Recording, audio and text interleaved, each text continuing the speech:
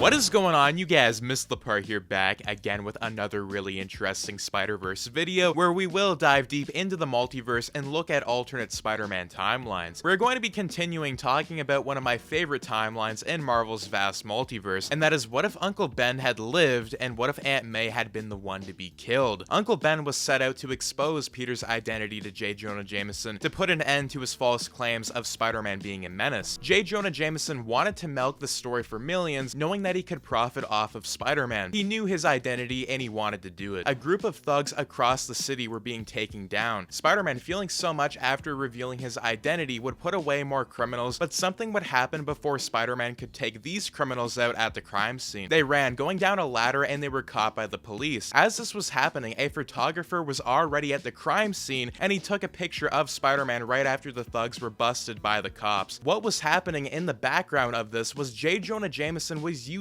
the thugs to make it look like it was an actual crime, but what was really happening is that he was actually profiting and getting credit at the Bugle for this, so he was setting up the entire crime scene. J. Jonah Jameson was being interviewed about the claims that he made when he called Spider-Man a menace, and he told the other anchor on TV that Spider-Man deserves to give his side of the story, calling out Spider-Man in front of everybody on live television. J. Jonah Jameson put in the newspaper with the headline "Spider-Man accepts publisher's claims," and he smiles, knowing that his plan is working and how he is going to be in control of Spider-Man. Betty Brant walked up to J. Jonah Jameson asking for a raise as JJJ yelled, telling her no. Peter saw this happening, asking Betty what was wrong, and he offered to give some of his own money to her, telling her that he can handle J. Jonah Jameson for her since he was being treated properly at the Bugle. And Betty cried, thanking Peter for the extra money, and Peter went into J. Jonah Jameson's office. J. Jonah Jameson told Peter when he gets into his office that he needed Spider-Man to tail Betty Brant because of the amount of money she was asking to borrow. Peter got angered about this, knowing that she wouldn't be caught up in these criminals, but her brother was hanging around with some shady people, and J. Jonah Jameson was right trying to convince Peter. And Peter picked up J. Jonah Jameson by the shirt, throwing him on a coat hanger, slamming the door. Peter went home, slamming the door, seeing Uncle Ben, and Peter told Uncle Ben that J. Jonah Jameson wanted him to tell Betty Brant, and Uncle Ben told him he was right and that he talked to J. Jonah Jameson about this before. Peter was shocked hearing about that Uncle Ben had agreed with J. Jonah Jameson to do it, and Peter lashed out at Uncle Ben. Uncle Ben told Peter her brother was into some shady things and that she might be getting pulled into them, and this is how they have to save her for her own good. Peter agreed and stormed out of the house, leaving. He went on top of a building, knowing that he couldn't have his life controlled by old men anymore. He smashed a wall, and we can see this alternate timeline Spider-Man is still having a hard time learning what power and responsibility is. Peter decides he will trail Betty only to prove the old men wrong, but what happens when he goes as Spider-Man is he sees Doc Ock picking her up. He couldn't believe it, and Peter looks at the map, seeing the boat was going to Philadelphia, and he quickly moves fast. Betty's brother tries asking the criminals if he paired Doc Ock with him, his debts would be paid for, but the thug punches him in the face as Doc Ock is laughing. Spider-Man rushes in, saving Betty as he punches the criminals in the face on the boat. One of the thugs tries picking up a gun to shoot Betty, and as he was about to grab the gun, Spider-Man moves his hand out of the way, and the bullets just nearly shoot, missing Betty's brother. Spider-Man pushes the thug out, knocking him out cold, and Doc Ock tried to escape, and he started climbing the docks, but Spider-Man swung in as the docks were being separated. Spider-Man fell into the water, doing a backflip as he went back to Betty. Betty tried to thank Spider-Man, but he had enough of this. He couldn't believe she would be working with him, and he left the building, telling her she should have been in jail. Peter thought that he didn't have any chances with Betty anymore, and he told himself Peter was done, and that all he has left now was Spider-Man. Spider-Man started to become a puppet in a bigger game, and this is mostly because of Uncle Ben. Peter stopped going to his classes, and the teacher told Uncle Ben that he wouldn't be passing soon if he doesn't start showing up. His friends were shocked, and they didn't know why Peter was gone all of a sudden. I feel like these scenes in the comic book reminded me of Spider-Man No More, but in this timeline it's now flipped, but it's Peter No More after the battle with Doc Ock, which is kind of like a Spider-Man 2 nod here. And Peter hasn't had a meal within a few days as he's sleeping in the streets, starving himself. One of the Bugle employees asks Spider-Man to wake up and reveals to him that J. Jonah Jameson is going to reveal him if he doesn't show up. It's going to be tomorrow's headline, and Peter knew that he couldn't be exposed, and he said that he was going to be there. He didn't want J. Jonah Jameson to reveal himself because he knows that Uncle Ben would become a target if something like this ever happened. In the shadows, Green Goblin sees the events play out as he finds out J. Jonah Jameson might have some kind of hold on Spider-Man, and he needs to use that against him to become the leader of the underworld. Spider-World. Peter goes into J. Jonah Jameson's office asking what he wanted, and he told Peter that Betty was going to be fine after those charges were going to be dropped, but he told Peter he needed him out there making exclusive news for the Daily Bugle. J. Jonah Jameson tells Peter that is what he supports,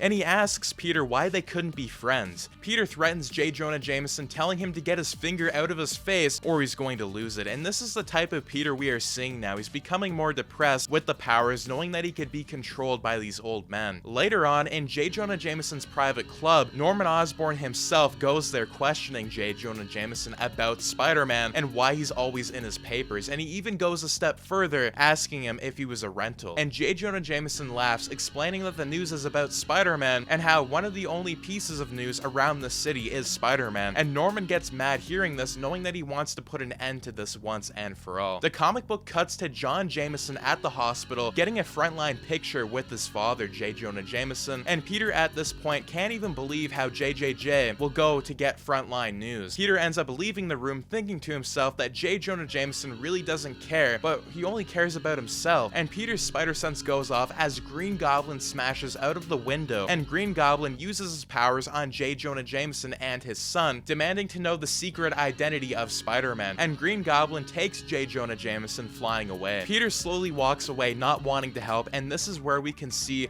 that this alternate Spider-Man truly didn't learn with great power must come great responsibility. John Jameson asks Peter he needs to help him find his father, and John starts transforming. He ends up getting powers, becoming huge, and I think this is because of his injuries, or it has something to do with the Green Goblin powers that he just threw at them. He throws people out of his way, and John goes after the Green Goblin. Peter walking away, letting Goblin catch J. Jonah Jameson. He learns that he can't let this happen again. He's letting the criminal win, and he won't allow for it once again. Peter knows what he needs to do, and he would become Spider-Man once again. Green Goblin ties up J. Jonah Jameson, putting a device on his head, demanding to know who Spider-Man really was, and as this was about to happen, John Jameson smashes into the warehouse fighting the Green Goblin. Green Goblin gets an early defeat in the comic book as John uppercuts him, and he gets completely knocked out by John. John loses control of himself, and he starts to attack his father, but Spider-Man comes in at the last second, using his webs to stop him. Spider-Man punches him again and again until John falls onto chemicals and electricity. John falls to the ground, reforming into his old self, completely getting knocked out. Spider-Man gets J. Jonah Jameson out of the ties, and J. Jonah Jameson looks at his son knocked out. Peter and J. Jonah Jameson walked out of the warehouse, and Peter tells Jonah he owes him one now.